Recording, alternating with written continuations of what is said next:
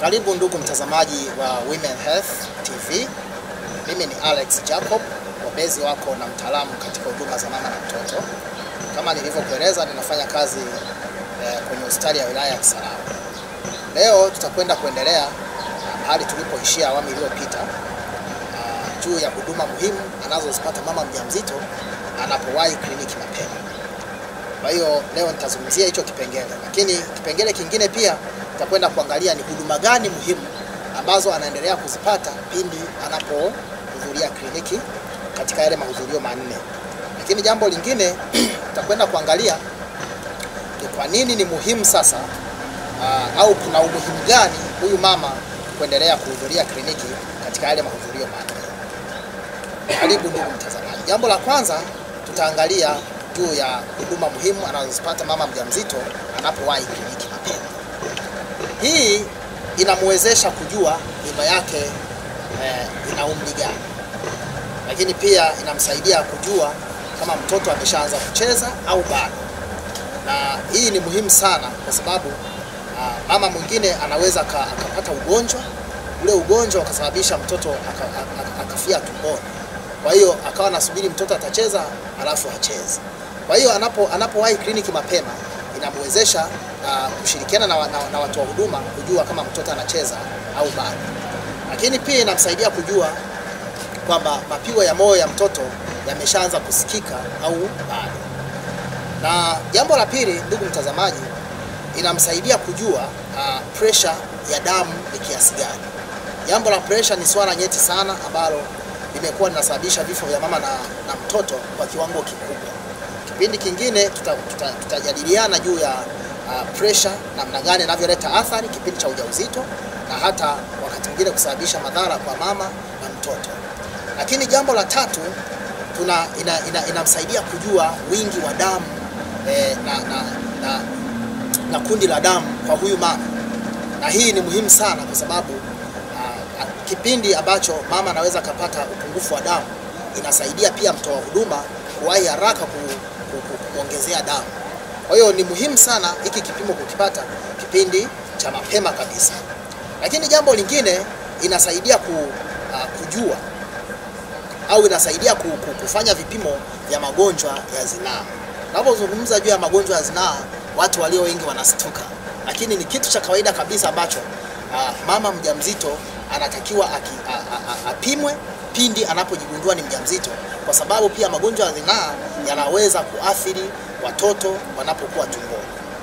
Lakini kipimo kingine ni kipimo cha virusi vya ukimwi VVU. Hili ni jambo la msingi sana na ni lazima kupima kwa sababu imegundulika pia kwamba hata ukimwi unasababisha vifo vya mama na mtoto.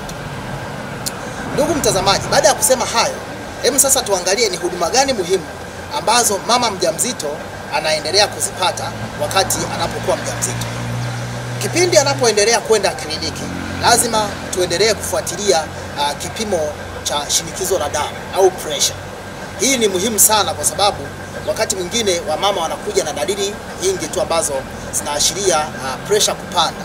Sasa kama hakuendelea katika yale mahudhurio, inawezekana kabisa akapata athari alafu yeye hajijui. Lakini akiwahi mapema na akaendeleza katika kipindi chote cha kliniki, ni muhimu sana, inaweza kusaidia kucontrol pressure ya huyu mama. Lakini kipimo kingine ni swala la wingi wa damu.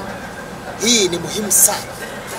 Hii inatusaidia kulinganisha kipindi mama alipokuja na leo alipofika tena.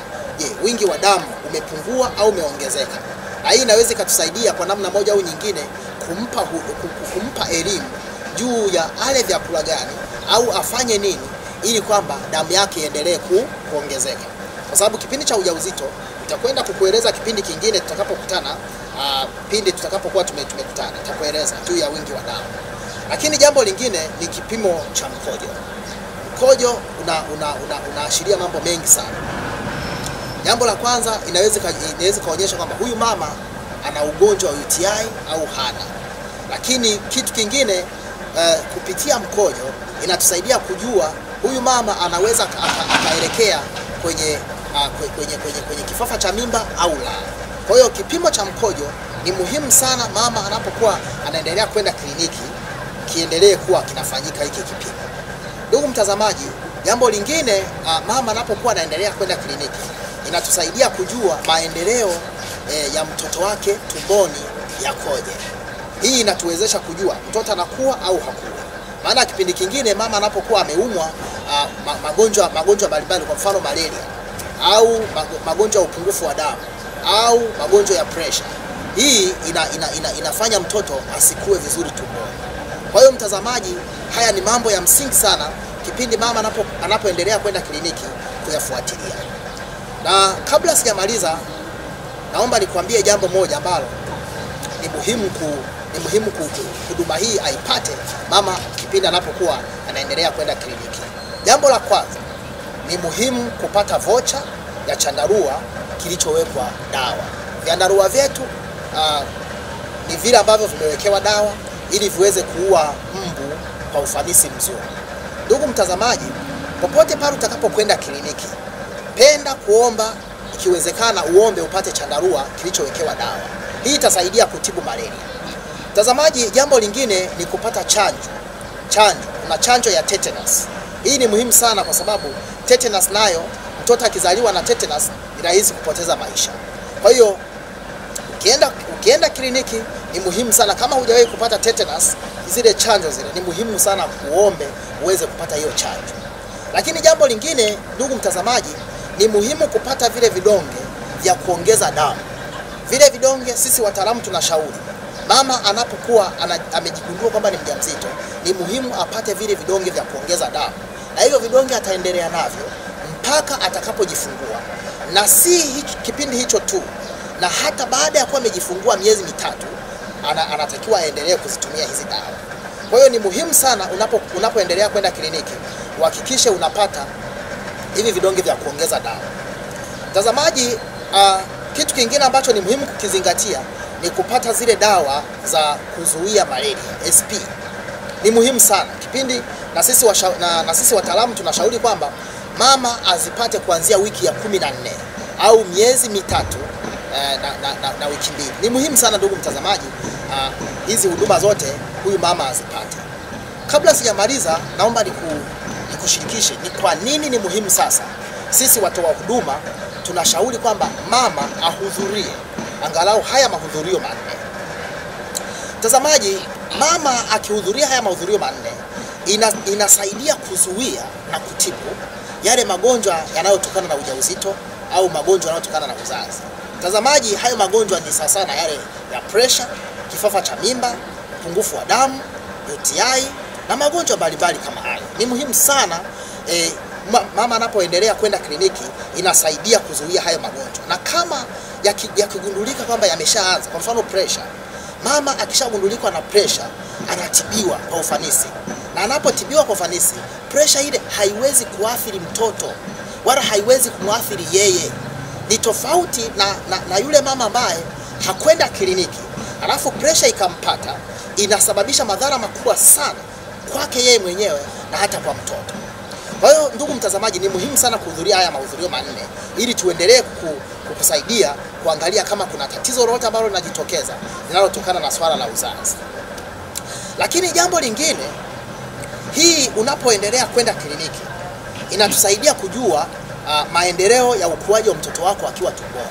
Hii ni muhimu sana kwa sababu wamama wengine wanaweza wakawa na mtoto amefariki tumboni lakini hajui.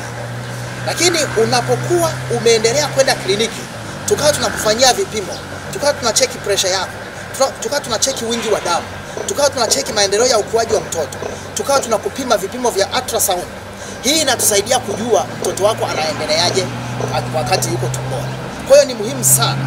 Mama huyu ambaye ameendelea kwenda na yale mahudhurio manne anatofautiana na yule ambaye hakwenda kabisa, au yule ambaye alihudhuria labda hudhurio moja alafu hakwenda tena. Kwa hiyo ni muhimu sana kuendelea kuhudhuria haya mahudhurio yote angalau yale manne. Lakini jambo lingine ndugu mtazamaji, inakusaidia wewe kupata ushauri wa mtoa huduma ni namna gani uweze kujiandaa na uzazi. Kwa sababu kipindi unapokuwa unaenda kliniki inatusaidia kujua ni lini utajifungua, ni kipindi gani tukutazamie kujifungua.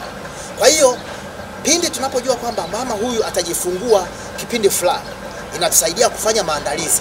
Wewe unaweza kufanya maandalizi binafsi na sisi pia tukafanya maandalizi kumpokea mzazi kama huyu. Hii imetusaidia sisi Kisarawe kwa sababu kupitia programu yetu ya kuokoa vifo vya kuokoa hawa wazazi, imetusaidia kuwasaidia wamama kujua kabisa huyu mama ana viashiria vya hatari.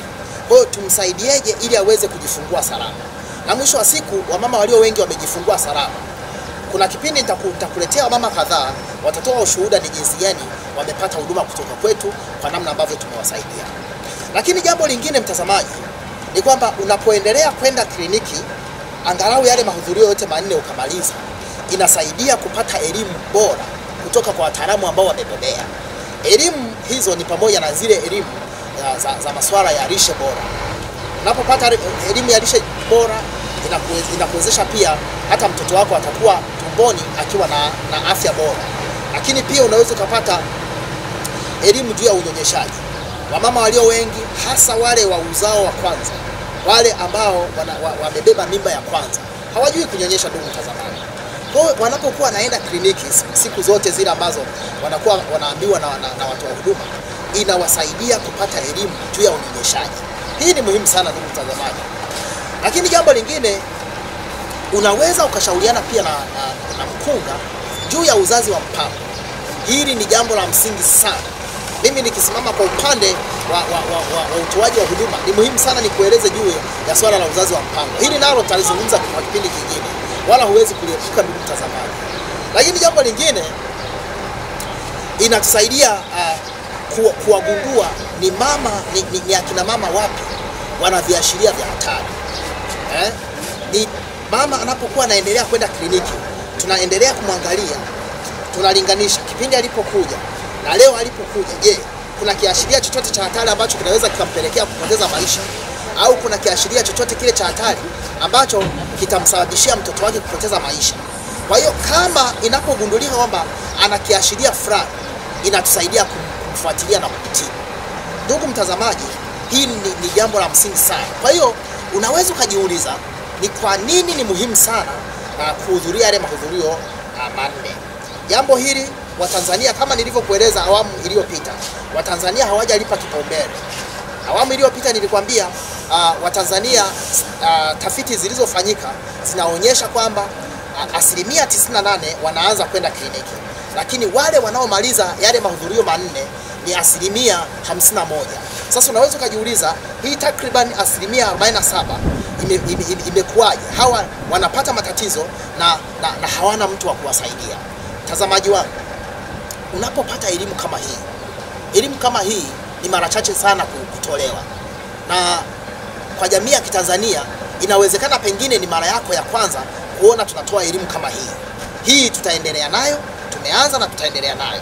Mjulishe jirani yako ambaye ni mjamzito, au hata yule ambaye ana plani kuwa mjamzito, mjulishe ya kwamba iko channel inaitwa Women's Health TV, Women's Health Online TV. Atembelee hapo ajifunze zaidi. Lakini kabla sijamaliza, nataka nikusihi unisaidie. Fikishie ujumbe jirani yako ambaye ni mjamzito na kwamba ahudhurie haya mahudhurio yote 4. Ni muhimu sana kwake. Kipindi kingine tutazungumza juu ya dalili za viashiria vya hatari, ili kwamba mama aweze kuwahi kliniki pindi atakapoviona hivyo viashiria vya hatari. Nakushukuru sana kwa kunisikiliza. Mimi ni Alex Jacob. Karibu tena, tuonane kipindi kingine.